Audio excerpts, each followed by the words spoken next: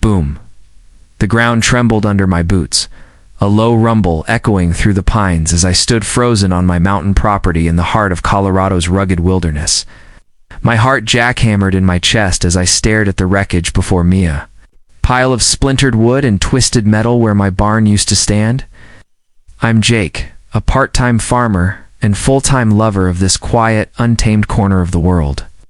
That barn wasn't just a structure, it was a piece of my soul. Built by my grandfather's calloused hands, it held decades of memories, rusted tools he'd taught me to use. Hay bales I'd stacked as a kid, and the smell of cedar that hit me every time I swung open its creaky doors. It was my sanctuary, my escape from the chaos of the world. But now, it was gone, reduced to rubble.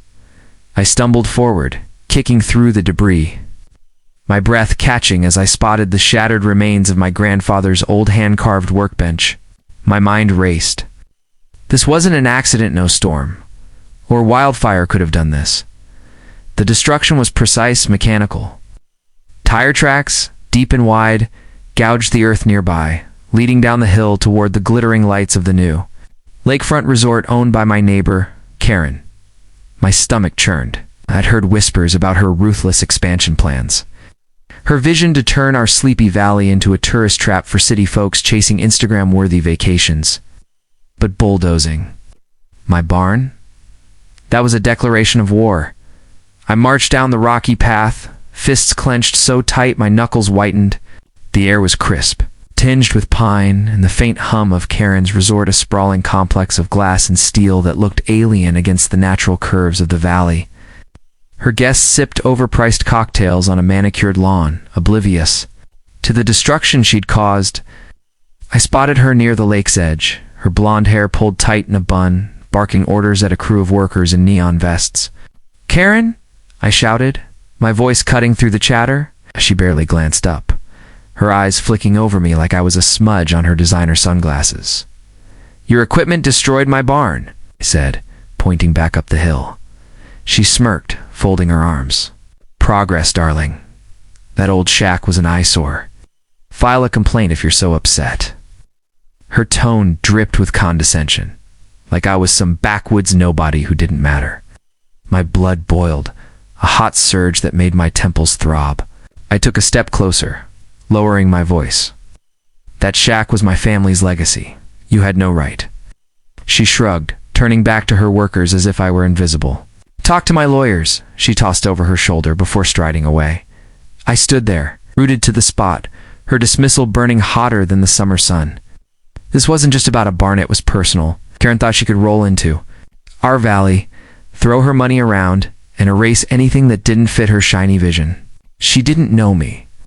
I wasn't some pushover she could intimidate with her lawyers or her wealth. My grandfather taught me to stand my ground, to protect what's mine. As I trudged back up the hill, the gears in my mind started turning. Didn't know how yet, but I was going to make Karen regret this. She'd crossed the wrong man, and I was ready to fight back on my terms. Back at my cabin, I slammed the door, the echo ringing through the small wooden space.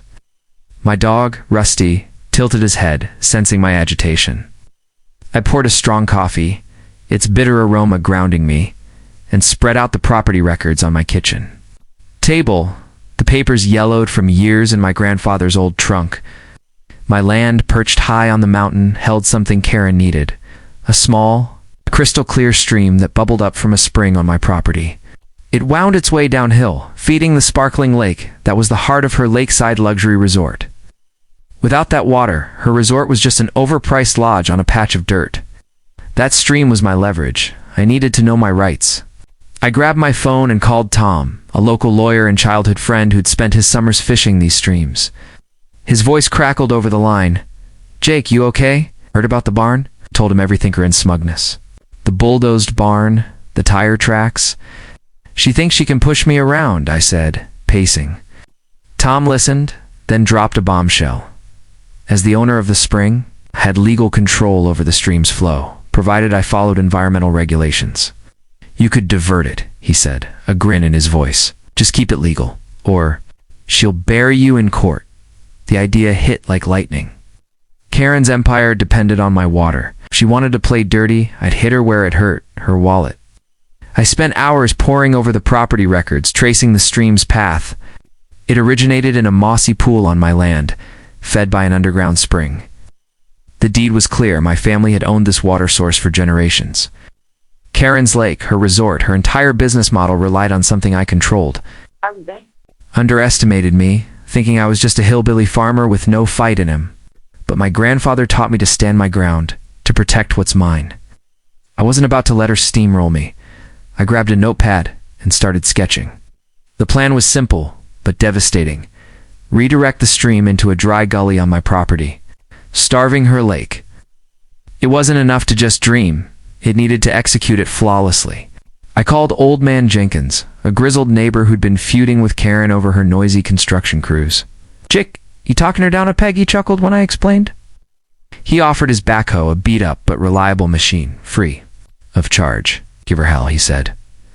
Next, I reached out to Sarah, a local engineer who'd helped my grandfather reinforce the barn years ago.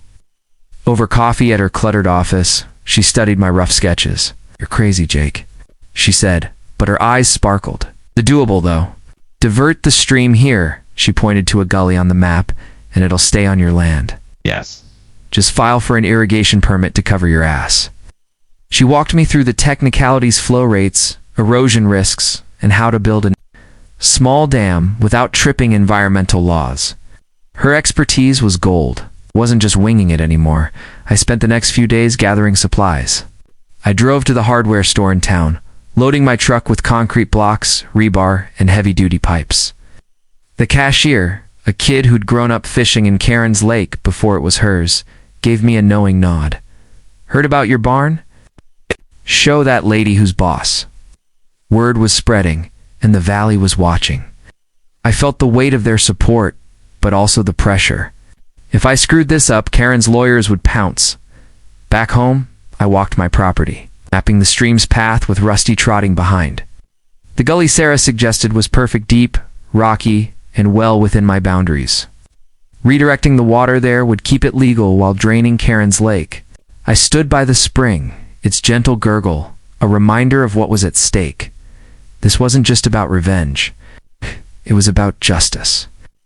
Karen had taken something sacred from me, and I'd take something from her. Not her money or her just the illusion that she could control everything. I called Tom again to double-check the legal side. "You're good, Jake," he said. "File the permit, document everything, and don't talk to her without me. She's gonna come at you hard when she figures it out." I nodded, though he couldn't see me. Karen wasn't just a bully. She was a predator used to getting her way, but I wasn't prey. I spent the evening planning, my kitchen table a war room of maps, permits, and coffee mugs. The backhoe was ready, the supplies were stacked, and Sarah's blueprints were taped to the wall. I was nervous but focused. Karen had no idea what was coming, and that was her second mistake. The first light of dawn broke over the mountain, painting the sky in streaks of pink and gold as I fired up Old Man Jenkins' backhoe. Its engine roared, shattering the quiet of the valley, and Rusty, my loyal mutt, barked excitedly, circling my legs as if he knew we were about to shake things up. The air was crisp, carrying the sharp scent of pine and damp earth. I stood by the spring, a small moss-covered pool tucked among rocks, its gentle gurgle a reminder of the power I held. This spring, buried on my land, was the lifeblood of Karen's resort, and today. I'd redirect its flow to teach her a lesson she wouldn't forget. I'd spent days planning this. Every detail etched into my mind. Sarah's blueprints were taped to the backhoe's dashboard, showing the new path for the streamer channel that would divert the water into a dry, rocky gully on the far side of my property. The gully was perfect, deep enough to hold the water, steep enough to keep it moving, and most importantly, entirely within my land's boundaries. Karen's Lake would dry up, but I'd stay within the law. No judge could touch me if I played this right. I started digging, the backhoe's teeth biting into the soft earth near the spring. Each scoop felt like a small victory, a reclaiming of what Karen had tried to take from me. The channel took shape slowly, a shallow trench winding through the wild grass toward the gully. Rusty trotted alongside, sniffing the fresh dirt, his tail wagging like a metronome. I worked through the morning, sweat soaking my flannel shirt despite the cool air. The physical labor grounded me, each movement channeling my anger into something productive. This wasn't just about a barn anymore, it was about standing up to someone who thought they could bully their way through life. By noon, the channel was half done, but the dam was the real challenge. I hauled concrete blocks from my truck, stacking them carefully across the stream's original path. Sarah had warned me about water pressure, so I reinforced the dam with rebar and gravel, making sure it would hold without causing a flood. My hands blistered from the rough blocks, but I didn't care. Every ache was a reminder of what Karen had destroyed. I paused to check Sarah's blueprints, ensuring the dam's height was just right enough to redirect the water, but not so. I had raised red flags with the county. The sun climbed higher. I broke for a quick lunch sitting on a boulder with Rusty at my feet. I chewed a sandwich, staring at the spring's shimmering surface. My grandfather used to bring me here as a kid, teaching me how to skip stones across the pool. "This land is yours, Jake," he'd said. "Guard it like family." I felt his presence now, urging me on. Karen's resort, with its overpriced sweets and fake charm, mocked everything he'd stood for. This dam wasn't just a barrier, it was a line in the sand. By day 2, the dam was taking shape, a sturdy wall of concrete and stone. I tested it, watching the water pool behind it before spilling into the new channel. The gully drank it greedily, the dry rocks glistening as the stream carved a new path. The old route to Karen's lake was already drying, the ground turning. 2 cracked mud. I grinned, wiping sweat from my brow. It was working, Rusty barked, chasing a squirrel, oblivious to the stakes. I patted his head, muttering, "Good boy. We're gonna win this." To keep things legal, I'd filed a permit with the county, calling it an irrigation project to improve my land's water management. Sarah had coached me on the wording, and Tom had reviewed it. The county clerk, a grizzled womanhood, known my grandfather, raised an eyebrow when I handed her the paperwork. "Heard about your barn?" she said, stamping the permit. "Give him hell, Jake." I nodded, grateful for the unspoken support. The valley had no love for Karen's flashy resort, and word of her bulldozing stunt had spread like wildfire. Locals stopped by my cabin, offering coffee or tools. Their quiet nods saying more than words. By day 3, the dam was complete. The stream now flowed fully into the gully, a steady rush of water that disappeared into the rocky depths of my property. I stood back, hands on my hips, admiring the work. It wasn't pretty, just functional, a blunt instrument to deliver justice. The old stream leading to Karen's lake was a dusty scar, and I could already imagine the panic setting in downhill. Her guests would notice soon, their lakeside views turning to mud. I wasn't naive, though. Karen would come for me. When she realized what I'd done, her lawyers in tow. I'd prepared for that too, with Tom's advice and a stack of documentation. Every move was calculated, every step legal. She'd have no ground to stand on. As the sun set, casting long shadows over the mountain, I sat on my porch with Rusty. Sipping a beer, the valley was quiet, but I felt the weight of what was coming.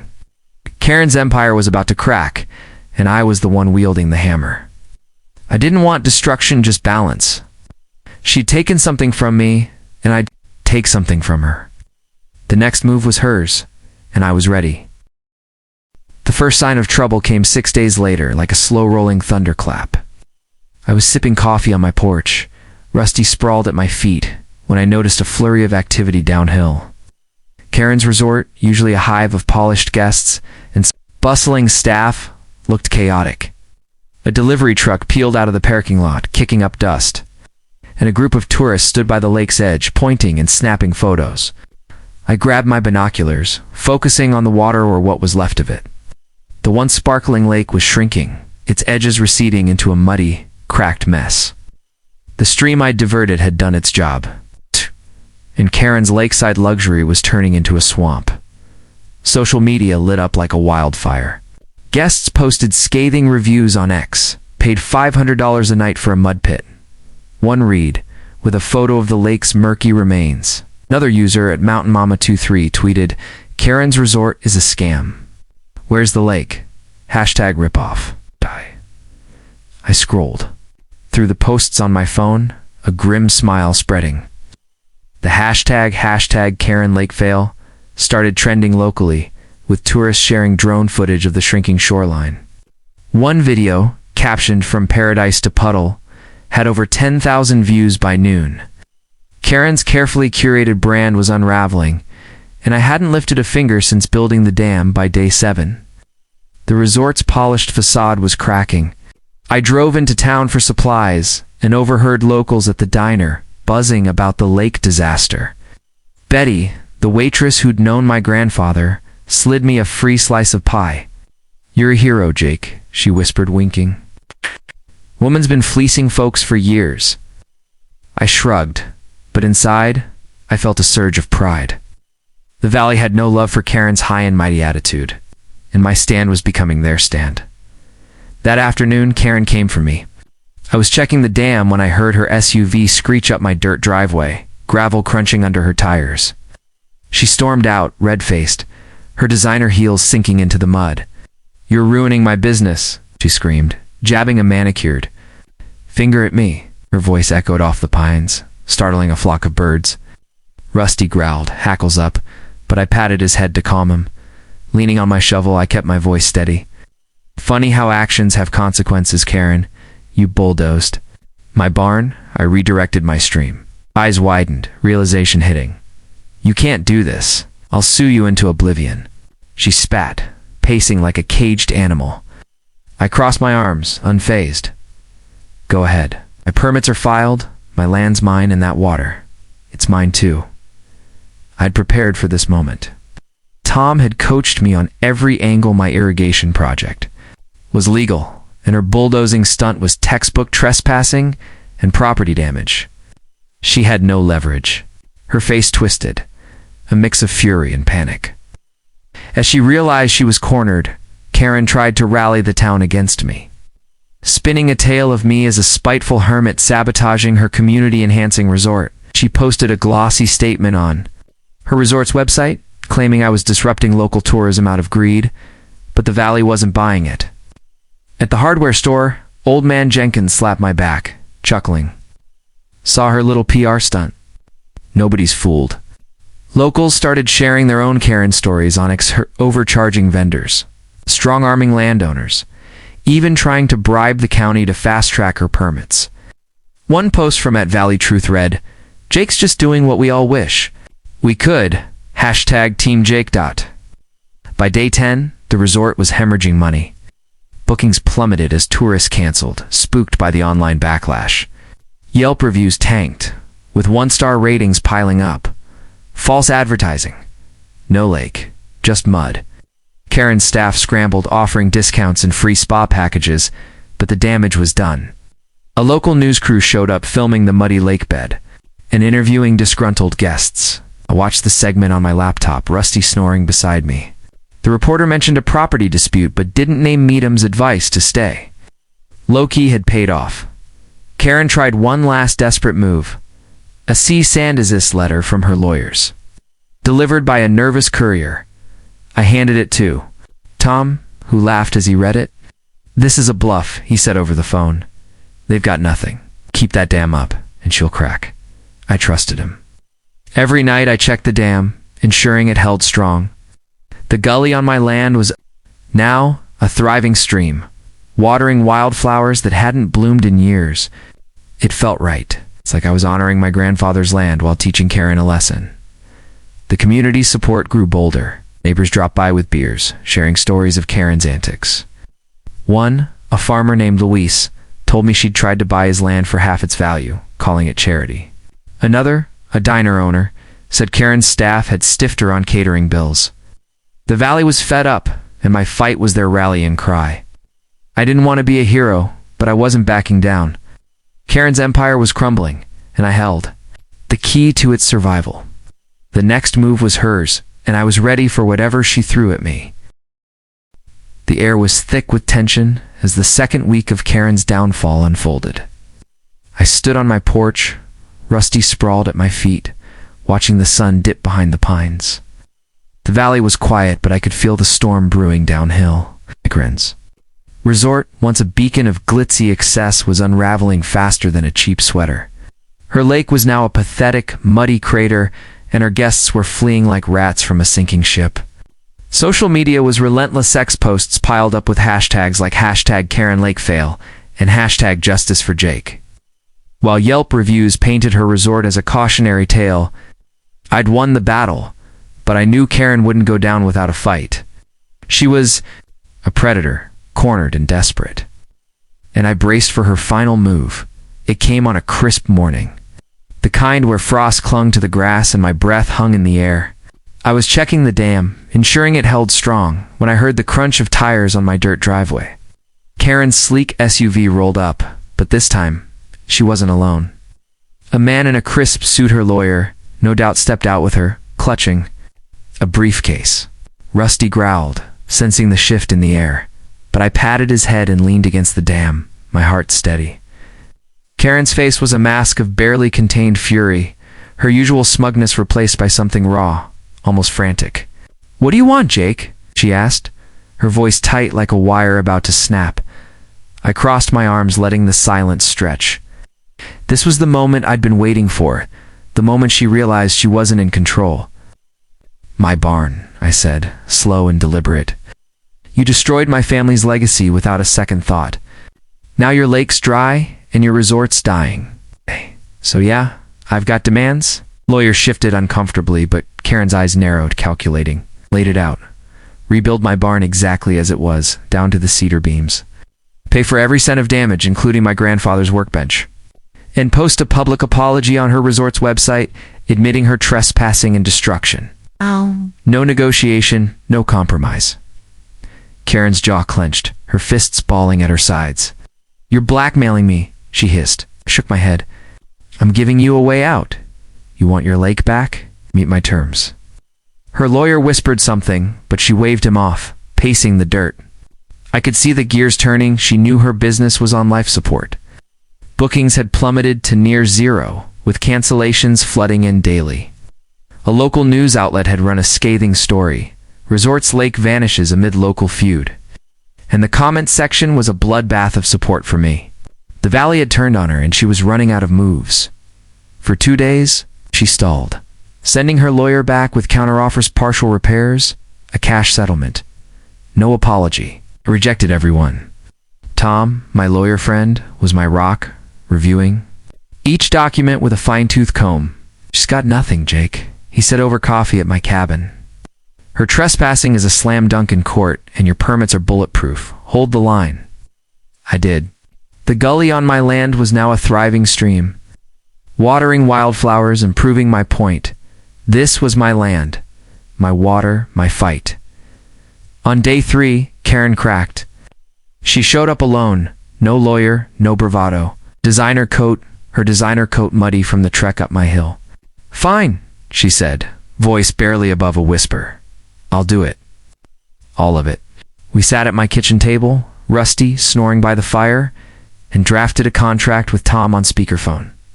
She'd rebuild the barn, pay $15,000 for damages, and post the apology by week's end. In return, I'd dismantle the dam once her work was done. I signed, she signed, and Tom notarized it remotely. It was done. The next week was a blur of activity. Karen hired a local contractor, ironically, one she'd stiffed on a previous job, to rebuild my barn. I watched from my porch as trucks hauled in cedar beams, the scent bringing tears to my eyes, reminding me of my grandfather. The new barn rose quickly, its lines mirroring the old one, down to the double doors and slanted roof. They even salvaged some of the original wood, incorporating it into the frame. The workbench was replaced with a custom piece, carved by a local artisan who'd known my family. Karen's crew worked under my watchful eye, and I made sure every detail was perfect. The apology went live on her website that Friday. A terse but clear admission. "We regret the unauthorized demolition of a neighboring property's barn, and are committed to making it right." The comments exploded. Locals posted laughing emojis, and "about time," while tourists vowed never to book with her again. The post went viral, racking up thousands of shares on X. Hashtag Justice for Jake trended for days. with memes of Karen's muddy lake circulating like wildfire. Her reputation was in tatters, her resort a shadow of its former glory. I kept my end of the deal. The day the barn was finished, I took a sledgehammer to the dam, Rusty barking as the concrete crumbled. Water rushed back into the old stream, trickling toward Karen's lake. It would take weeks to refill, but my point was made. I didn't need to destroy herds. Show her I could. Resort limped on, but the damage was done. Guests trickled back, but the 5-star reviews never returned. Locals shunned her, and vendors refused her business. Karen was no longer the untouchable queen of the valley. As for me, I'm back to my quiet life. Rusty and I spend evenings in the new barn, the cedar scent wrapping around me like a warm blanket. The valley's moved on, but my stories become legend, told over beers at the diner or whispered in hardware store aisles. I didn't set out to be a hero, just a man protecting what's mine. Karen learned that the hard way, and I've got a new barn to prove it.